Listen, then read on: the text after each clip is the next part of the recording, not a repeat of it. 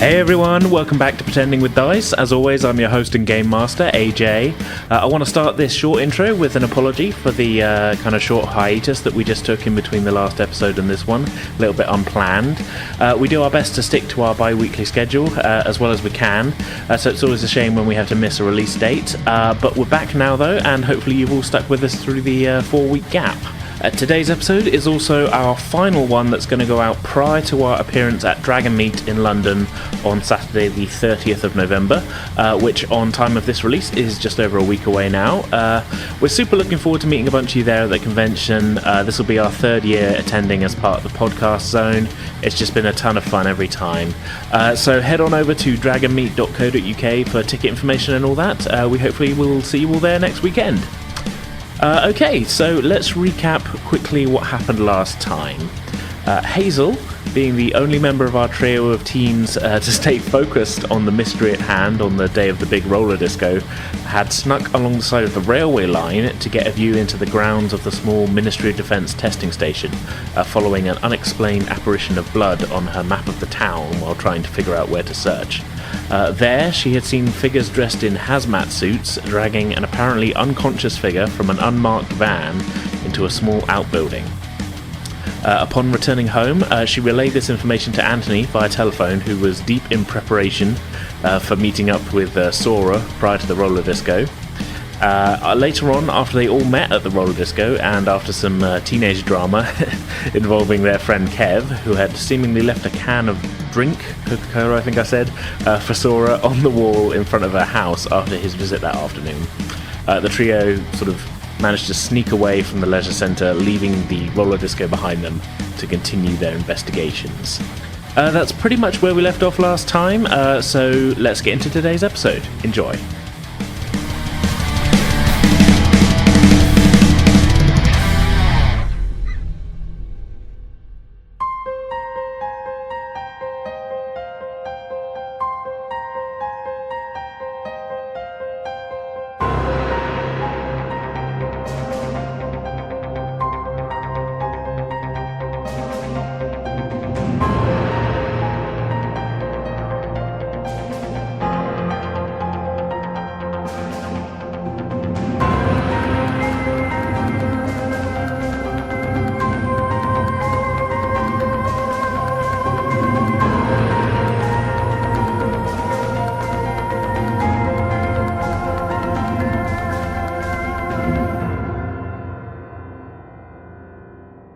Okay, so leaving the roller disco and the sounds of early 90s school disco music behind you, although I think I'd sort of specified it wasn't too loud in there really, but you still hear the sounds. Leaving the leisure centre behind you, you all start making your way across town towards Hazel's house. Now then, so we kind of haven't. I think it would be helpful to sort of define what you guys are sort of what your overall kind of plan is in sort of all going to Hazel's to check it out, sort of thing. What are you all thinking? Anthony is most definitely kind of following Hazel here, especially with the whole thing of her sister potentially being in some kind of trouble. There's just concern for any kind of danger, and he cares for his friend and her family by extension. So he's just kind of waiting to see what happens and. Yeah, that's where he's at. Right. So sort of a little bit of kind of... apprehension, but trying to mentally prepare himself. But God knows who... I was thinking there's a little bit of kind of just sort of seeing what the others are doing then, really, and just going along with it. Yeah. Yeah, very much so. Okay. Following. Such is his way. Hazel is mostly quite unsure of how this is going to go and how this is going to be, having her two... by now very awkward friends in her bedroom. Yeah, that's definitely an unforeseen factor, maybe. Yeah. But it'll be fine. She's sure it'll be fine. Yeah. Hopefully. Maybe. Fair enough. Sora, any sort of thoughts of it? Where's Sora's head at? I think she's quite flustered from the night's events. So she's like rather distracted and trying to calm down. Yeah. And she's just kind of going along with what's happening. Okay. So sort of maybe a little bit torn between like the kind of non I was about to say non-creepy, but the Coke can thing was kind of creepy. The non the non-potentially weird events of like teenage stuff, and the now heard of weird events of like army people going around and like, you know, black goo and stuff. Is it sort of a little bit of a disconnect, maybe? Maybe a bit like trying to get down from 100% shouting. Okay. Trying to process everything. Yeah, because like I would say, would it be fair to say Sora was quite worked up and like, well, pissed off at Kev for his Coke can antics. Yeah. Yeah, we had a little bit of the confrontation going on there, didn't we? Yeah. Okay. So we'll it's a little bit of a I mean, we haven't really defined sort of how long it takes to walk across town, but we could probably say it takes about 15 minutes or so, 15-20 minutes to get from the leisure centre to Hazel's house. Mm-hmm. Mm-hmm. Are there any discussions or thoughts you guys want to have along the way, or should we sort of jump to the front door, as it were? I think the only thing that Antony's doing on the walk is occasionally regarding the rollerblades in the bag and thinking to himself, I could be getting there faster than this, but... I like it. He's just like, I have the power of speed. held back by trying to be spent all that cool. money and thoughts of Sonic the Hedgehog in that game that he didn't get. That's on true. His mind. Yeah. Gotta go fast. Okay, well, if nobody's sort of, you guys sort of basically walking along kind of like with a purpose then, sort of not a lot of discussion happening at this point. I guess let's cut to arriving at Hazel's house then. So it's about, by the time you get here, probably about 8 o'clock. No lights on as you approach upstairs, but you can see just kind of lighting up the blinds on the front windows, sort of the familiar lights of the front room television, Hazel, which you would know kind of indicates your mum is probably, you know, sequestered in the lounge in her usual spot, sort of head in the TV kind of thing. Yeah. Just kind of, I open the door and, hi, Mum, and just like usher the other two to come in and go upstairs. There's a little bit of a pause, and then you just hear, "Oh, you're back early," as if, you know, sort of you can kind of picture that her eyes haven't left the screen, sort of thing. She's not about to be not about to get up or anything. Yeah. But yeah, I'm a bit early. It's fine. I was just a bit too tired. Okay, I'll be in here watching a film. Young Sherlock Holmes is on. Okay, enjoy. See you tomorrow. Good night. Just, you can hear sort of, yeah, just, she hasn't got the volume cranked up or anything, but yeah, you can tell that's going to be the end of the conversation pretty much with your mum.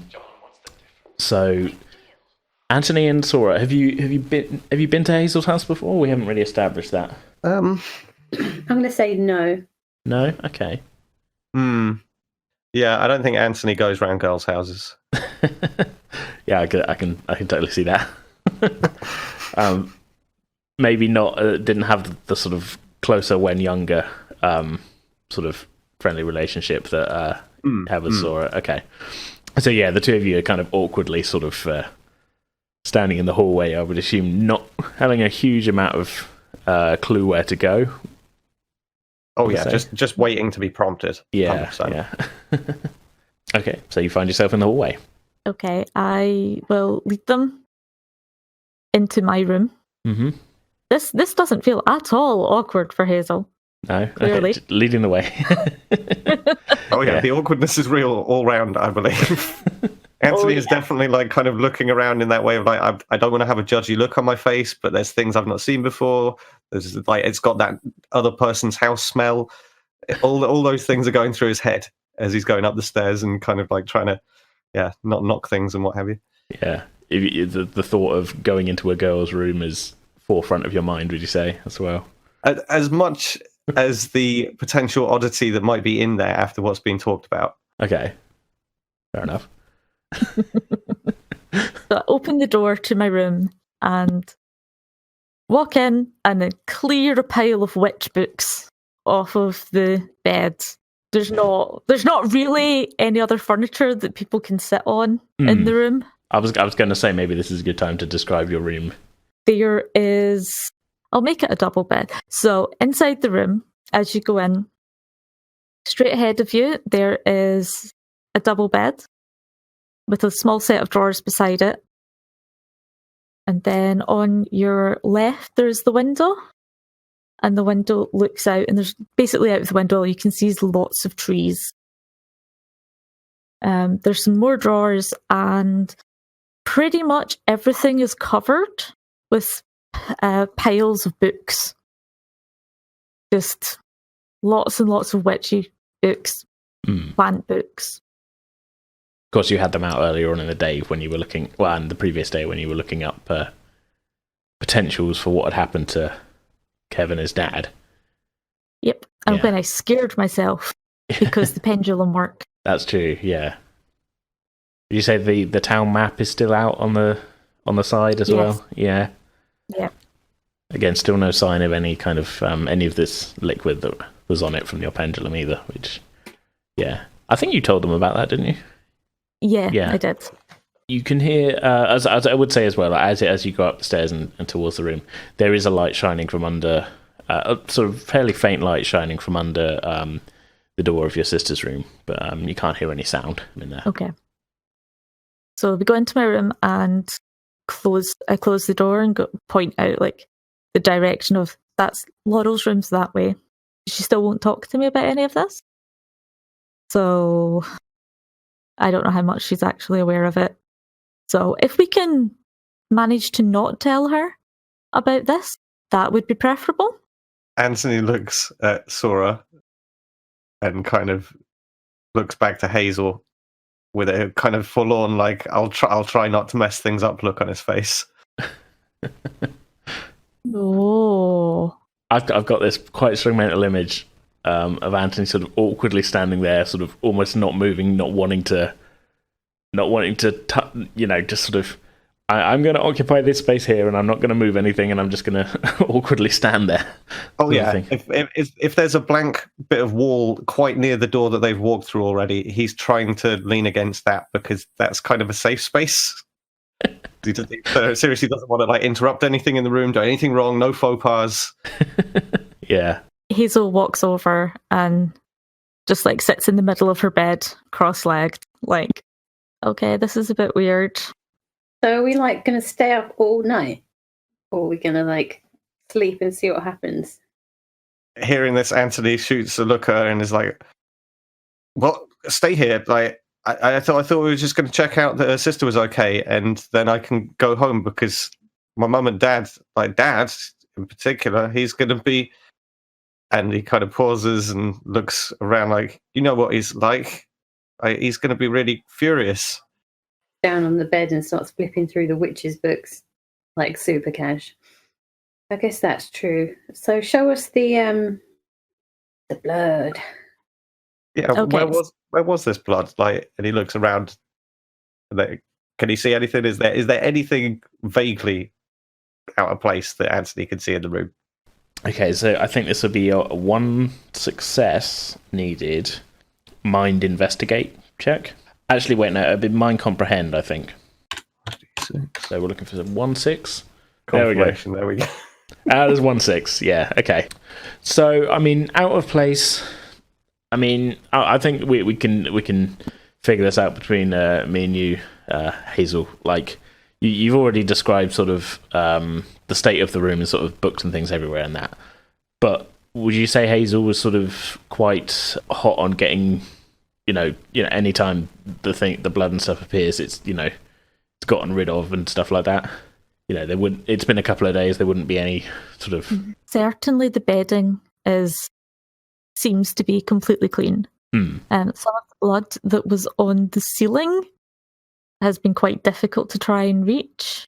Yeah, I would say with that one, it was almost like it sort of soaked away into the ceiling, and the ceiling kind of it didn't really leave much of a trace.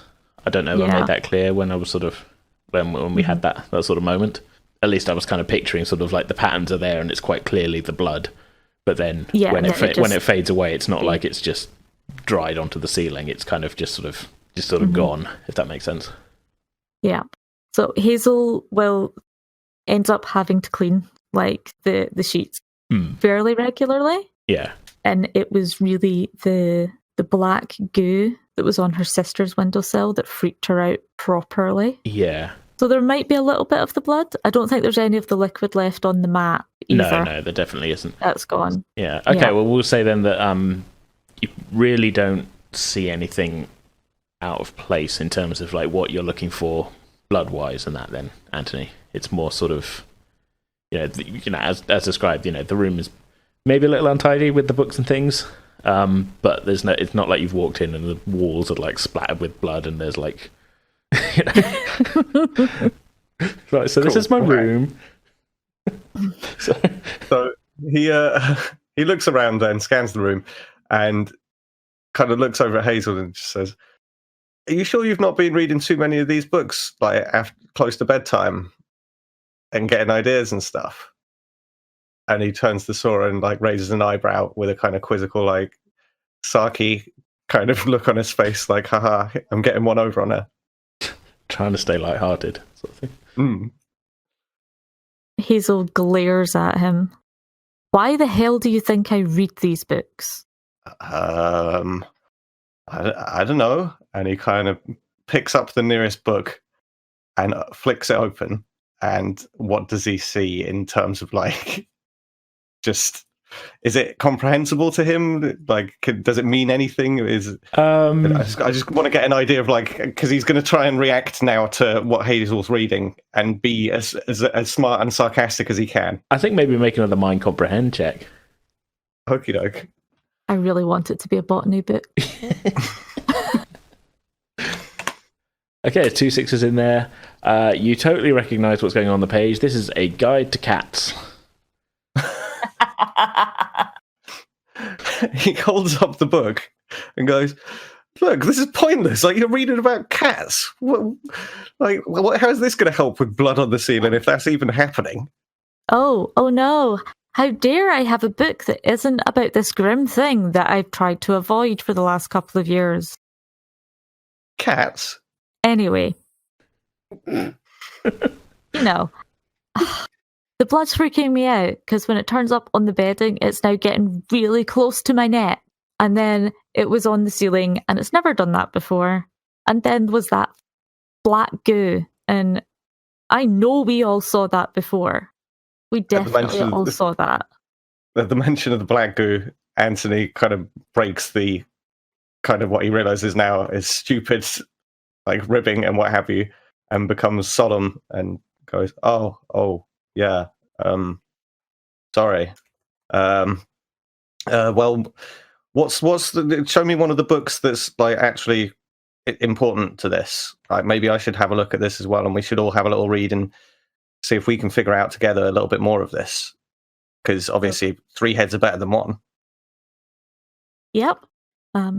Hazel will try to find the book that mentioned about the black goo and mentioned about the darkness from the eye, mind control, removing control. Yeah, I mean, it's quick to find it. I mean, it was one of the last ones you sort of read because you kind of found what you were looking for, so it's near the top of the stack. You were able to sort of fairly quickly find the right passage. As I said, sort of when we had that sort of research session before, it isn't a direct one-to-one comparison with what you guys saw. It's just the closest that you could find. It's more of a kind of the idea of like darkness from the eyes and kind of like a little bit of a sort of, some of the phrasing kind of implies that it's similar, but really it's sort of, there's no like talk of black goo or anything like that, if that makes sense. But it's certainly, it's the kind of the closest approximation you could find in your research. I'm just gonna go. So this is the closest I could find. I don't know. Maybe you can find more and get more out of this than I can. Well, maybe we should. Did you see anything about the black goo in any? Like, was there anything else in this book that was in any way related to it? I didn't see anything that said that described it like that. This one specifically says that it's darkness coming from the eyes, and there was definitely black goo coming out of Kev's dad's eyes. I mean, There's plenty other books here if you want to have a look at them as well. Can we do like a quick power reading, like scan reading thing? Sure. I mean, yeah. obviously, test my character as much as you like, but he's going to try and flick through the pages of the book. Is it more of like you're doing a bit of a random flick through, just on the off chance that you find something vaguely relevant, or have you got like an idea of what with, like diagrams and pictures and stuff in any way, shape, or form, or is it just pure text? I'd say it's mostly text. There's maybe a few kind of like small illustrations here and there, but it's not like a picture book. It's kind of the illustrations are maybe occasionally like a sort of a weird, like a kind of weird kind of sort of like almost like a woodcut or something like that occasionally, or there's like a drawing of a type of plant, but like mostly it's text. So it's not the Necronomicon or anything like that. It's not like bound in human skin. Fair enough. Well, yeah, he flicks through for a few seconds and doesn't really find anything because he's not going to look too hard, and kind of says, "Have you shown your sister this book?" I really feel like we need to make sure that if she's having this happen to her, then she needs to be clued in. We've got to try and get her on side. And he looks between the two of the girls to try and gauge a reaction. Like, maybe you or like your sisters like cursed themselves? I don't know. I don't really believe in witchcraft, but seems like something that would happen. Maybe the whole town's cursed. I don't know. It would have to be something ridiculously strong to cover such a wide area. Then how would it miss people out in between? That's the really weird thing. Like, why were we unaffected? I'm trying to think of all the things we did that day. And I don't really think there was anything that different. I didn't change my routine. Like, I just did normal stuff. What got you started into all of this witchcraft stuff, Hazel? Well, I was interested in like the plant side of it, and then the blood started, and that kind of, I didn't know what was going on, and my mum didn't believe me, so I just started reading to try and work out what the hell was going on. Okay. Antony looks at his watch and turns to the girls and says, "Well, I mean, it seems like everything's all right here, and I don't know, maybe I was panicking a bit thinking that your sister was in trouble. But you were saying that like there was something weird happening with the army base and all those guys down there with all the suits and all, like carrying a body or something." And no, he was alive, I think. oh.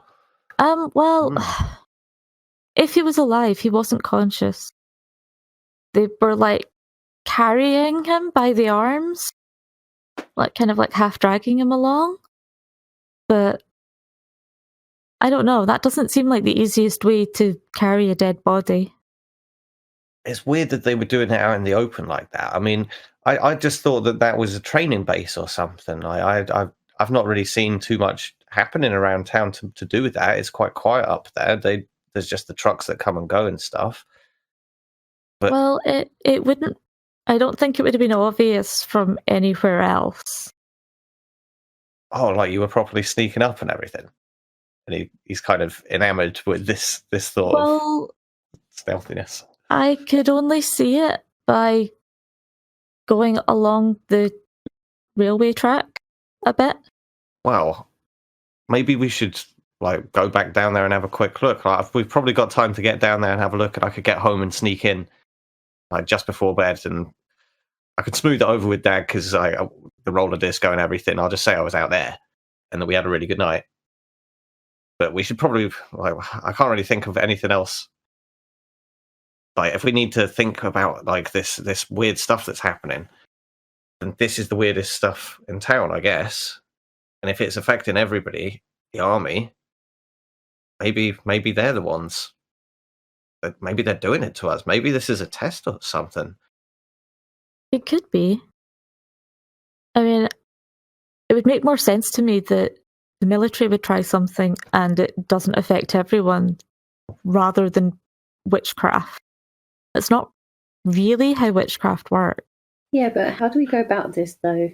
Well, Anthony pulls up his bag with the rollerblades in it and says, I could ride these down there. Like I could just go and scout out down the road, get ahead of you guys, and like I could come back again and meet you and let you know what I saw, and like you could go halfway maybe. Sorry, I was You're right on your own, though. I've got this mental image of Anthony skating into the army base. Area 51. Yeah. It would absolutely be the best escape method that we have. Yeah. 100% Area 51 raid. Yeah, put your arms on Naruto running, Naruto skating towards it. Yeah. Yes, please. So Hazel's going to... That, then. Yeah, Hazel's going to turn to others and be like, right, what I'm going to try is if I see the blood or the goo tonight, I'm going to try and catch some of it in a jar. Of course, it might just disappear from the jar as well. But it's about the only thing I have right now.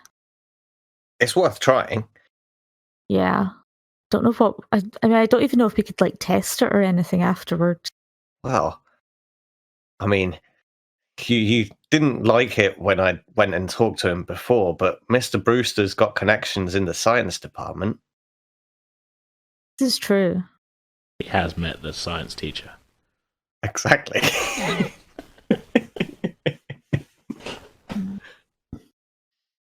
I wonder if there is anything in the science department we could use to test it. I like that idea. I mean, yeah, okay. I mean, you're in your run-up to GCSEs. Who's doing science? Yeah, the teacher's going to be well into this. They're going to think that we're just inspired by their just brilliant teaching style, of course. I meant that as a question. Like, are any of you doing chemistry or like I guess double award science or whatever? 100%. Absolutely. He has found a strange substance and must test it to isolate what it is. Exactly. You know how to use a universal indicator. So yeah, right. If that's what your idea is, then yeah, totally, we should do that. Okay. And Anthony's kind of motivated and kind of energized by this, and he turns to Sora and is like, "Well, I guess if you guys aren't into the army base thing, maybe I'll just have a little ride down there and have a look myself, and I'll just ride by. I won't do anything, I swear." And he looks shiftily between the two of you. I'm into it. Oh. And Anthony's suddenly back into being slightly backed off a little bit. And he's like, oh, you're going to come with me? Like, well, I guess I won't rollerblade then, but yeah, totally. Let's go. Do you still not want to come, Hazel? And he's looking at her like, kind of, please come. Don't make this awkward for me. Yeah, we should out of character. We should all just go. Right, come on, let's go then. But you should totally rollerblade down there. Okay. Yeah, let's watch him do rollerblading. It means you get there first and look around, and then you can tell us stuff, and we can plan what to do. Well, I'll make this quick, I swear. And he kind of moves towards the door then, and like motions that we should get going. Yeah. Just real quick before you leave the room, Hazel, are you grabbing anything else to bring with you to the army base, or are you just what you've got on you, basically? As we're in your sort of home base kind of location, I guess. She's going to grab another sweater, which has the one that has inside pockets in it. So she's got a couple of amulets in there. Pockets are important. Yeah. And she's going to turn around and secretly put the knife that she usually carries in an inside pocket as well, and try to not let the other two see. Cool. Did you bring the knife to the roller disco with you? No. This is why she's having to put it in a pocket now. I'm just getting flashbacks of Call of Cthulhu where they all went for a night at the theatre and brought guns with them. You do. Oh my god, in Cthulhu, we bring guns everywhere. I know, and it turned out all right, but like it was the thing of like they were just going to they're going to the theatre to just get away from everything, and they all brought weapons and didn't tell the others.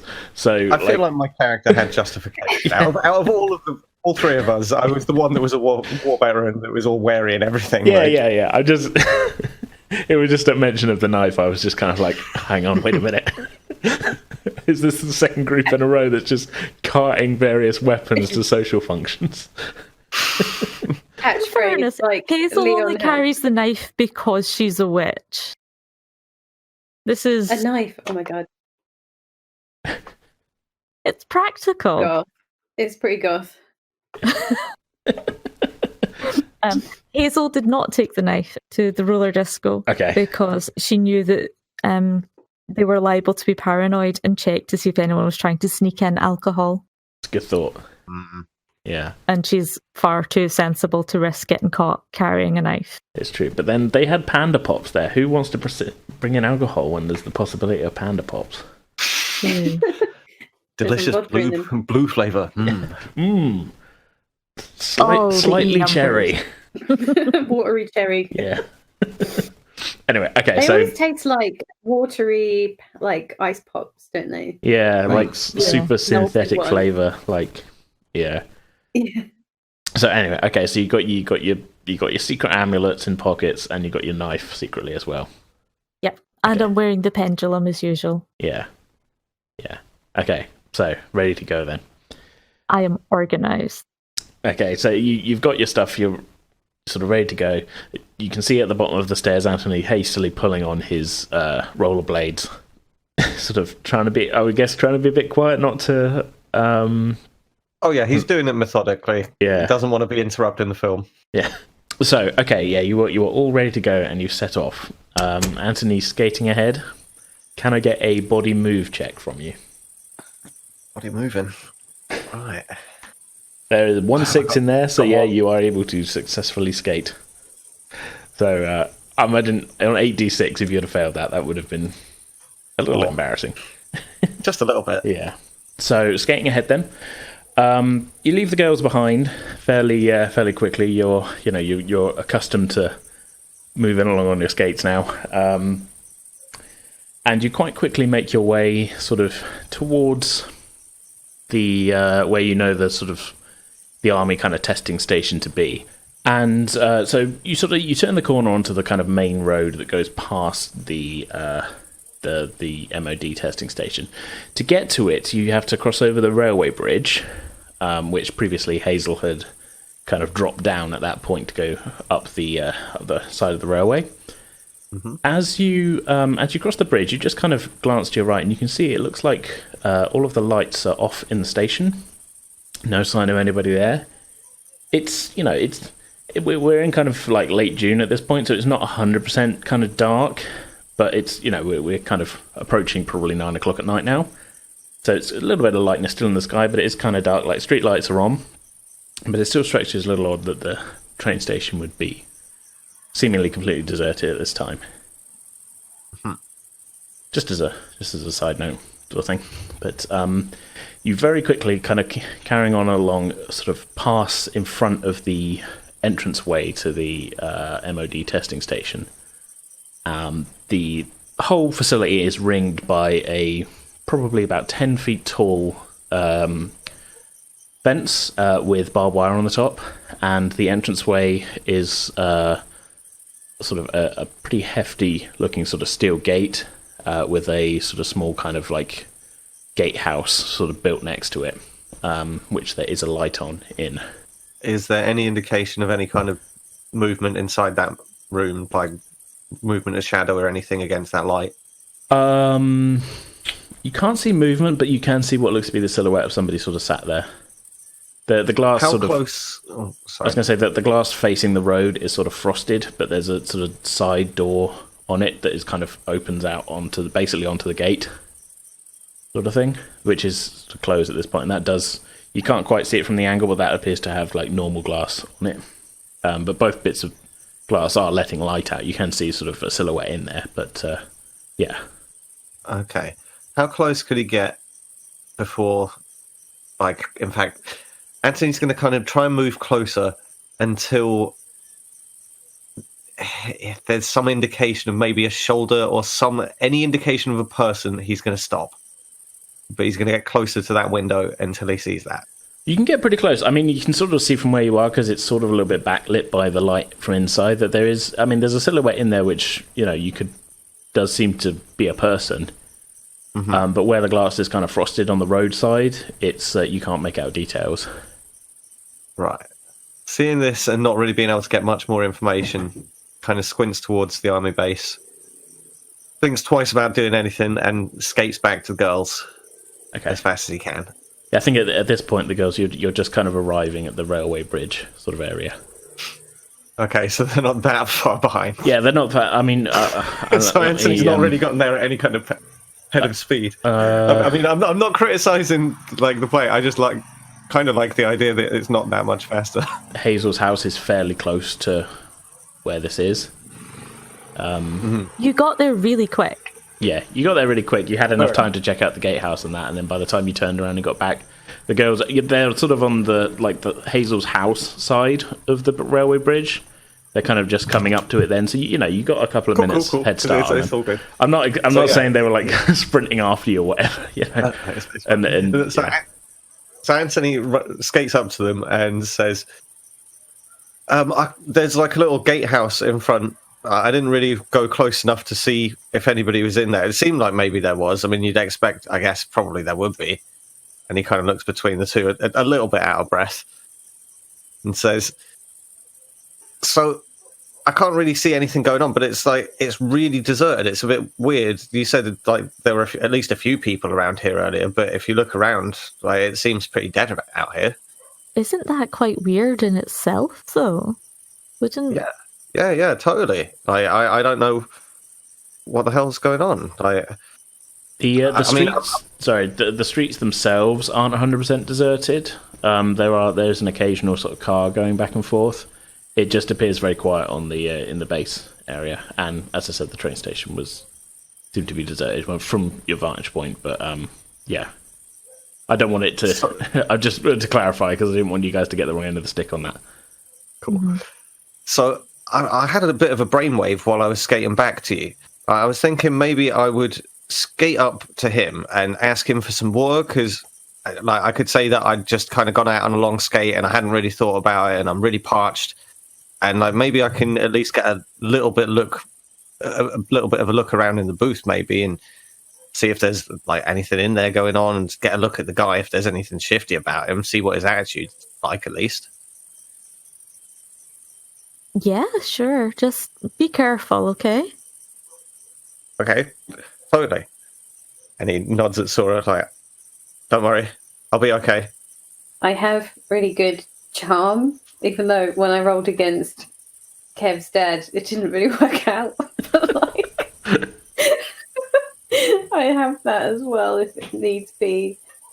Or I could try and break in because I've got Tinker. Yeah, I mean, how's Antony's charm? I'm just... non-existent. Yeah. it's unsurprisingly. Got 3. Is it heart or is it mind? I think it's heart. I'm pretty sure it's heart. Charm is heart. Yeah, so you've got 4 heart, 3 charm, Sora. So that's 76 if you wanted to charm someone, whereas Antony has just his 4 heart, so yeah, 4d6 if he wanted to charm anybody. Maybe if Antony goes up to the door and Sora is really close by, then she can jump in if needed. And Hazel will probably stay slightly further back so she can try and watch, like if she can see any movement elsewhere in the base while that's going on. Yeah. Sounds good. Yeah, sounds like a plan. Sounds good. Okay, so let's play this out then. So what order are you guys doing things in? Because we're going to have to do a series of rolls here, I think, and it's all going to be dependent on what happens. Yes. Who's doing what first? So Hazel is going to back up to the point where she can see the 2 of them. Mm-hmm. So she can keep an eye on them as well. but also can kind of see like the side and maybe a little bit the back of the base, just to see if someone turning up at the front causes something else to like people to move in or out or something at the back. You're going to have a bit of a compromise here, I think, really, because we haven't really fully defined sort of the layout of the base. It's not huge, but the sort of small building that you saw the guy being dragged into earlier is hidden from view from the road by a kind of barracks sort of building. Okay. So if you wanted to see that, you would kind of almost have to sort of make your way partly along the side of the fence, but you could only go a short way without losing sight of them. Yeah. So it's sort of a little bit dependent on... I mean, there's a balance to be struck, but you're not going to get a clear view of either. If you want to get a clear view, if you want to be looking at both. Hazel will go far enough along the fence that she can see the building that she saw earlier. Okay. And just trust to the fact that they're pretty good at doing what they do, and she's not that great, and if something happens and she gets hauled in, then she's carrying a knife, and that's not going to get a good response from soldiers. No. You brought a knife to a gunfight. Yes, literally.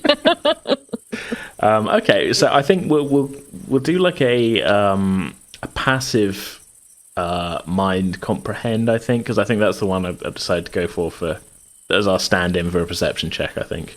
I know you've only got 46 on this, but this is just going to be sort of to see if you get because it's getting dark and stuff, just to sort of see how well Hazel's able to keep track of things. Okay, there's a 6 in there. Okay. So yeah, you're fairly confident that you'll be able to sort of spot any movement going on from your current vantage point. Kind of, I think it would be fairly obvious based on like how quickly the others can get to the gatehouse as to whether anything was like a response, if that makes sense. Yeah. Yeah, but you can't really see where they are from where you are now. Yeah. Okay, so that's Hazel. What's happening next? Okay, as Hazel's going off into the background, Antony turns to Sora and says, "So I'll skate up to him, and you like scoot round to the right, because he shouldn't be able to see you from the window that he's in. And you listen in, and we'll see. We'll just have to see how it goes. And maybe after I'm gone, like maybe you could try again. Like you could try saying you lost. And I mean, it might be a bit of a weird night for the guy, but these things happen, I guess." And he kind of shrugs and looks at her with a kind of, I don't know, look on his face.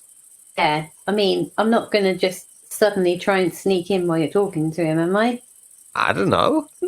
And he sort of raises an eyebrow and looks at her like, "You do all kinds of crazy things. I don't know if maybe you'll do that. You've been doing all kinds of things tonight. Maybe you'll do something that weird." Maybe I will. I'm not sure. Some solid planning going on here. So, as we're walking towards the booth then, Antony looks back and gives Hazel a nod as she's kind of walking away. I don't know if she's even looking in his direction, but he kind of turns around and does that anyway.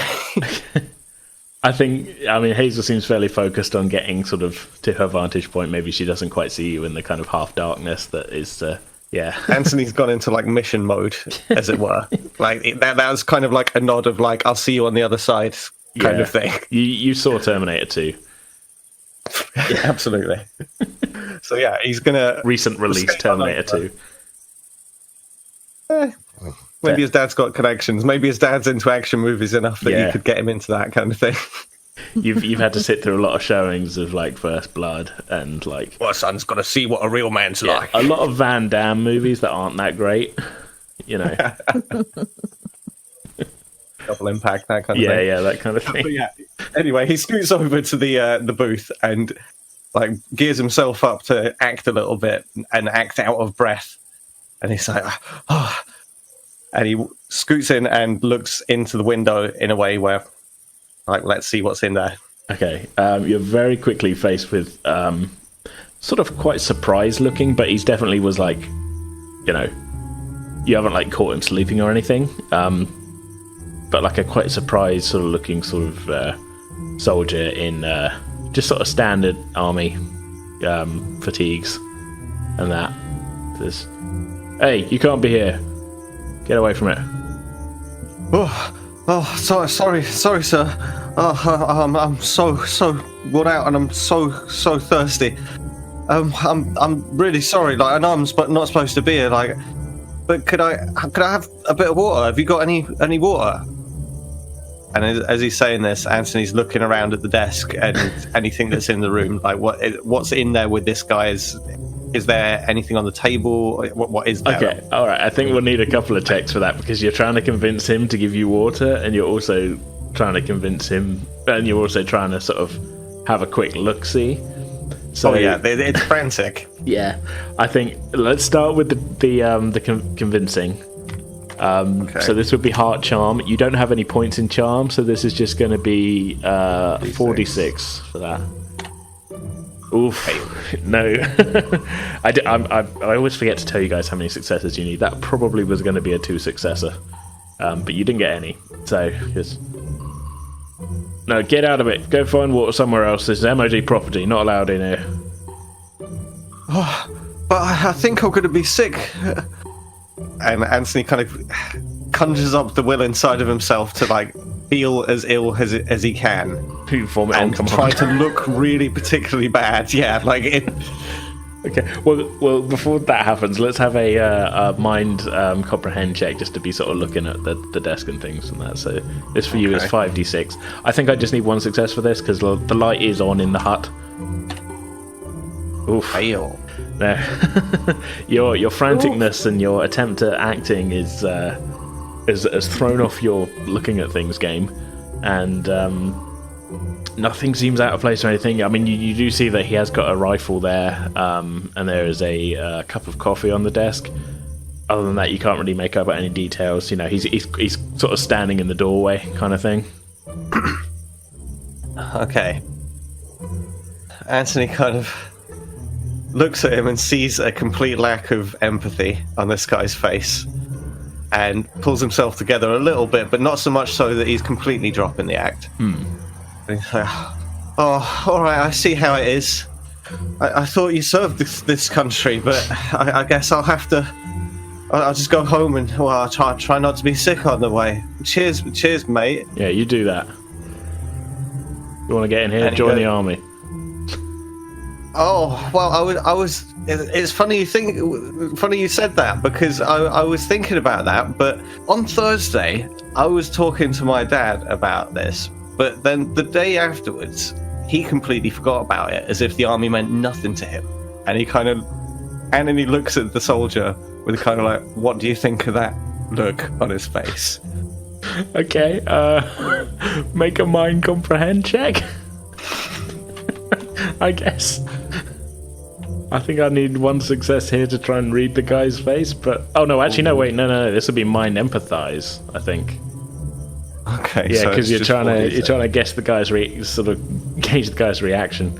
2 sixes, okay, all right. You see a flicker of something, but you can't quite tell what it means. Okay.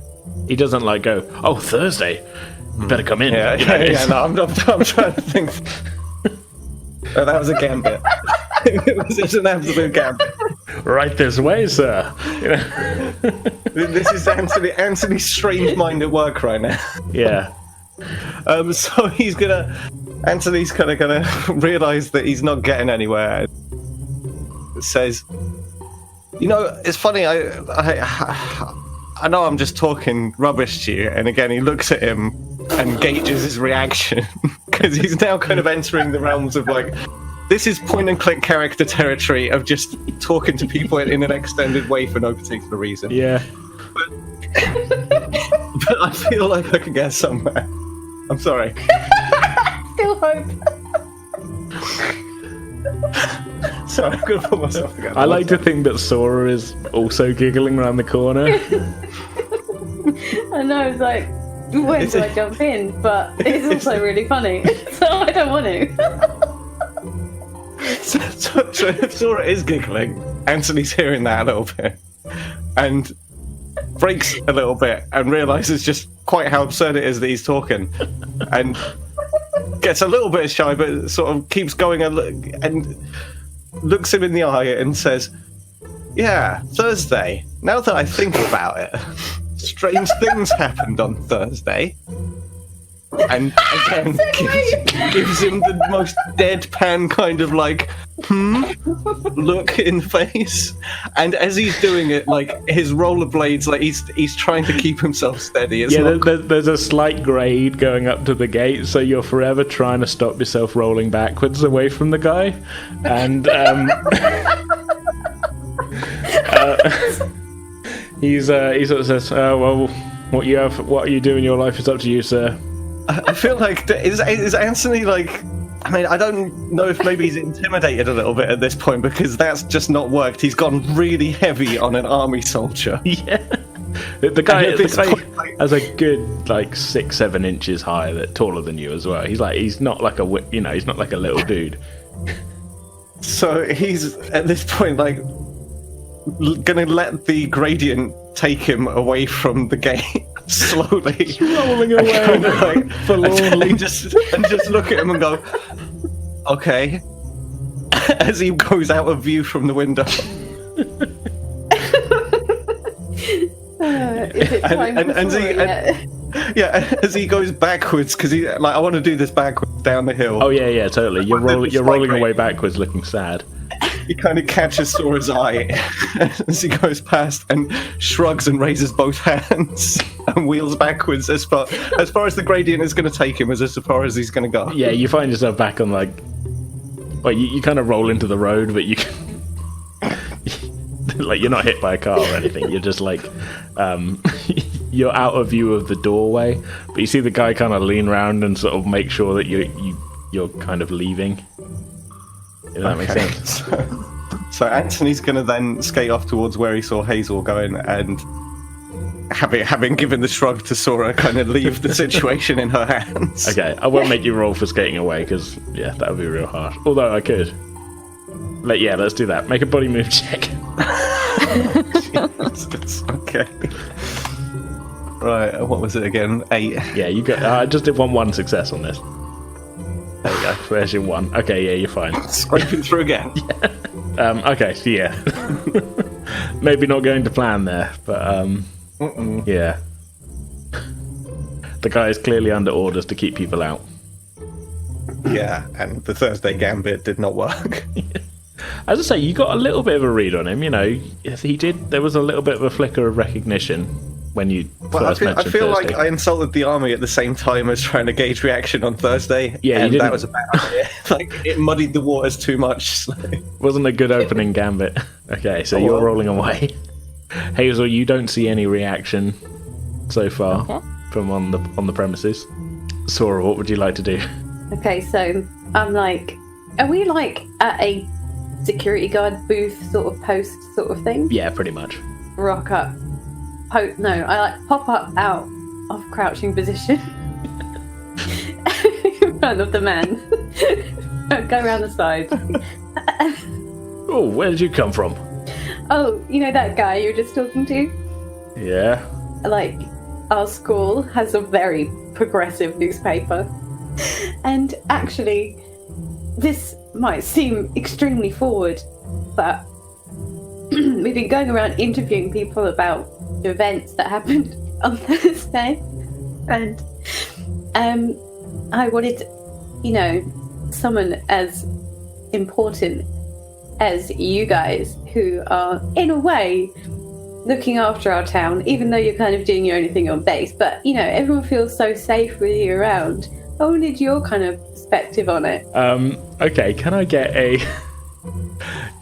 a heart charm check from you? I think I'm going to need 2 successes here, because he's a little bit weirded out by Antony. But you've got 76. Oh, no successes. No! Oh no! No! My one skill! You see him sort of like, you can sort of, he kind of sizing you up, and then he looks and you can see Antony still rolling away, and he's kind of thinking, you can see him sort of putting pieces together, and he goes, bloody kids, look, get out of here, come on, you're not supposed to be here, I know it's Saturday night, but Get out of it. It's government property. You can't silence the paper. If you want an interview with somebody, you have to go through the proper channels. Oh, what's that then? You had to write to the Ministry of Defence, and they'll decide. Yeah, but you are a citizen of this town. Okay, off the record, off the army job. Did you notice anything? I'm not paid to notice anything. You must have. There's the most beautiful irony of him saying that as a guard. I didn't even think about that. It's like, buddy, you're paid to watch things. What the fuck? Buddy, you're not good at your job. It's literally your one job. It's an extreme misunderstanding of what a guard is meant to do. I can neither confirm nor deny anything that may or may not have occurred in previous days ending in hers day. Can I burn... Not willpower. What's it called in this game? When you burn some... Okay, well, pushing the roll can only really be done immediately after performing it. So if you can think of like another way of kind of phrasing it, you could just make another roll, like, because you're kind of asking him another question.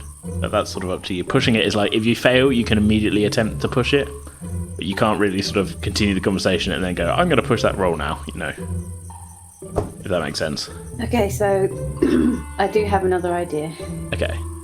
I hand dramatically, I'm like, hey, I don't have like many people in my life, and something really weird happened to me on Thursday, and I just start pretending to cry, and I'm like, and I just really thought that you guys would have the answers to something really weird that happened. What happened? Dad was in the kitchen, and he had like all this like black stuff all over his face, and there was black stuff all over the table, and I went to go get help, and then when I came back, everything was fine. And apparently this happened to my friends too. Okay. Make another charm check. This time I think I only need you to get one success on this. Okay. Come on. 2 successes. Okay. He goes, oh, well, hold on, I'll don't go anywhere. He disappears back into the hut, and you can sort of hear the sounds of sort of some muffled talking on the radio. He comes back and says, we might have heard of something similar going on. If you'll just wait here a minute, someone will be along to escort you inside to talk to the professor. Oh. Okay, so at this point, so Sora, you're kind of you're waiting there for a couple of minutes.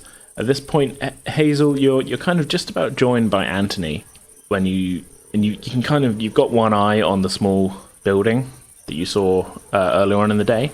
When you see the door of the building opening, and sort of striding quite purposefully from the building is a man in a lab coat, and he's being trailed by another soldier who is carrying a weapon. Do I recognize either of them? Make a mind comprehend check.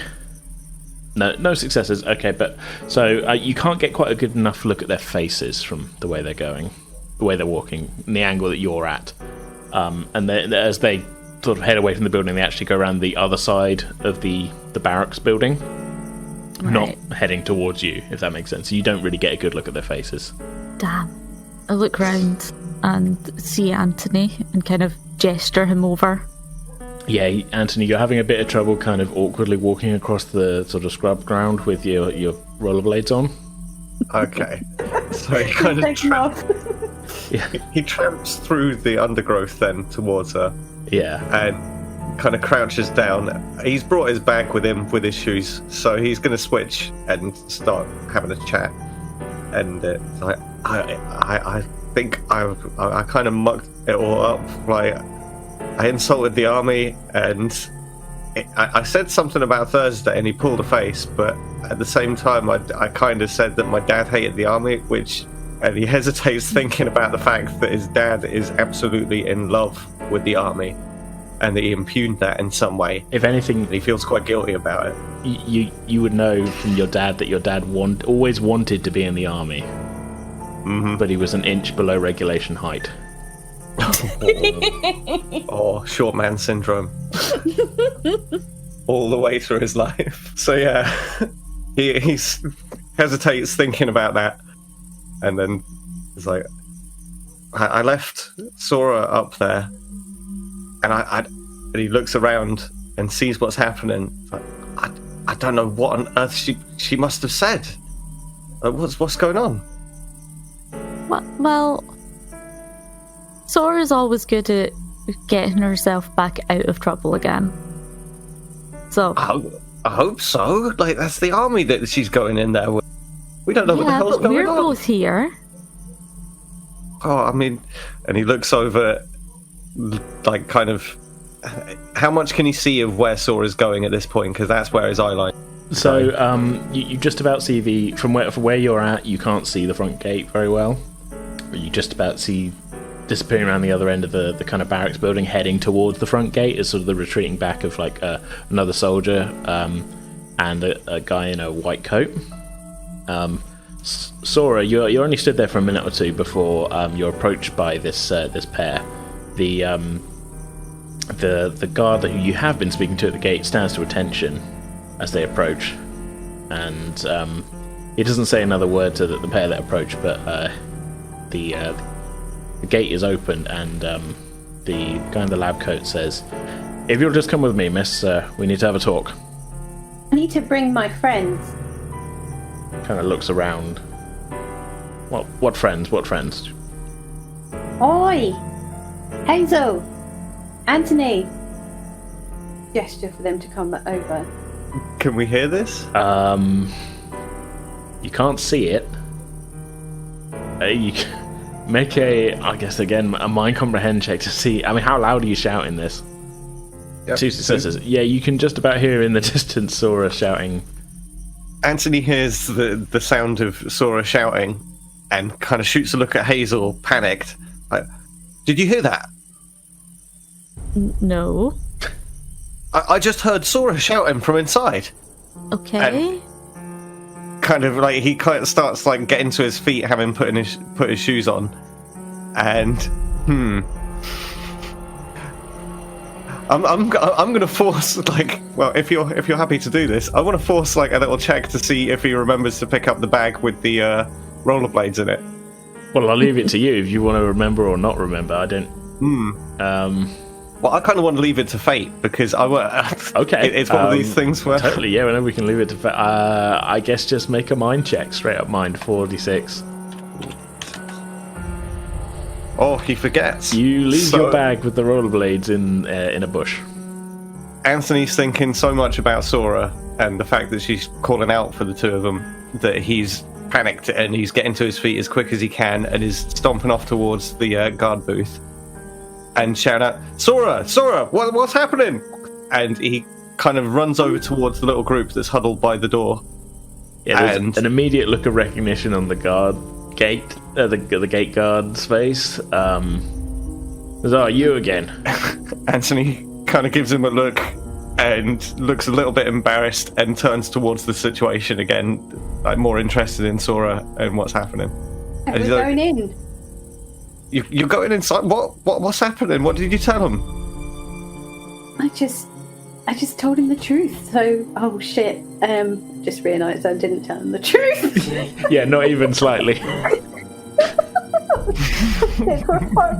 Anyway, yeah, come on. Well, you need to say that in the context. It'll be fine. Just come with me so we can tell them about Thursday. Anthony looks back behind to see if Hazel has followed on with the group. Oh, hell no. He looks around towards the bushes and sees not much. And Hazel has hidden herself. She's wearing dark greens and blacks and managing to hide in the foliage.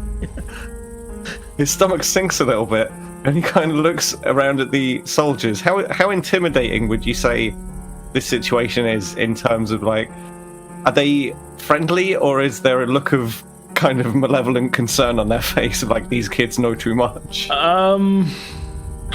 They seem guarded. The guy in the white coat definitely seems a little confused that he was told there's a girl at the gate who says she knows something. And then when he came to the gate, she was like, "Oh, bring my friend too," and you just appeared out of the bushes.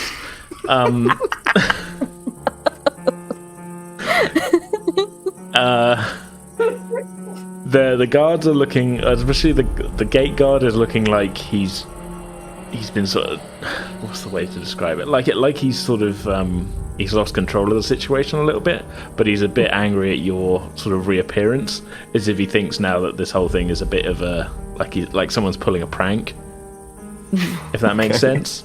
They're not Absolutely. they haven't like pulled out guns and are pointing them at you, if that's what you're asking.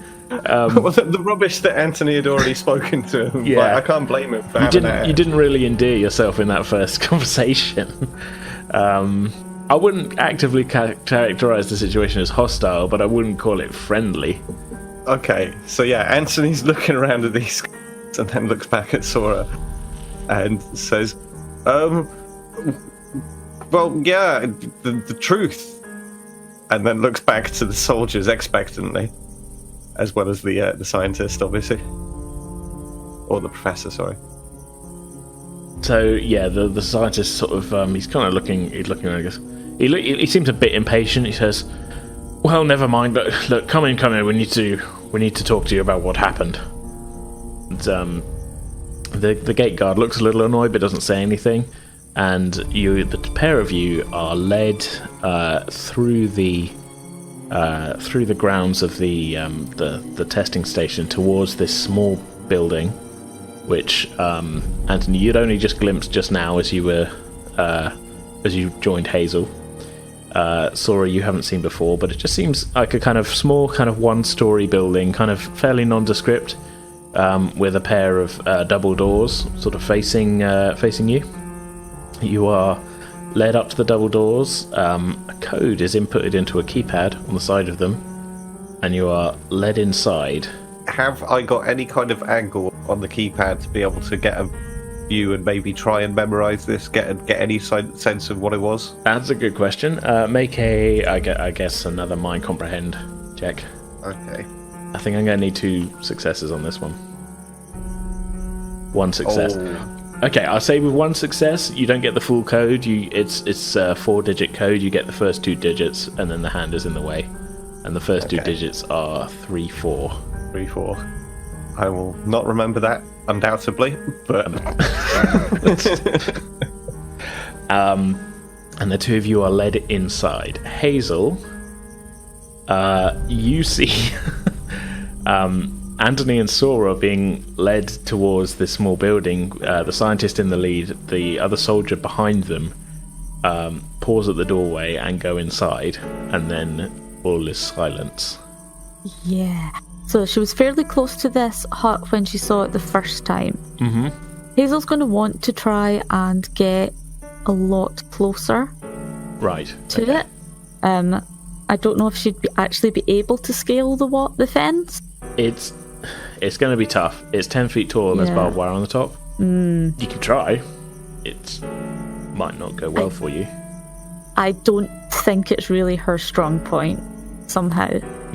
Yeah, that would be quite okay. And also, I'd expect that there might be, even if it is the 90s, there might be cameras and stuff inside, so... I can neither confirm nor deny cameras. Okay, so Hazel's going to go back to where she was able to get a good vantage point. Mm-hmm. Yeah, easily enough to get along there. Did you notice Antony leaving his bag? What's the Oh, probably not, right? If you were busy probably hiding. not. Okay. No, Okay. I was just too busy watching him. Yeah, Antony's bag. Hero. Anthony's bag is left where he left it then. Yes. As you make your way further along the fence to get a little bit of a better view of this sort of small building. Yeah. When I get along, can Hazel see into the building? Are there windows? There are no windows. Right. Okay.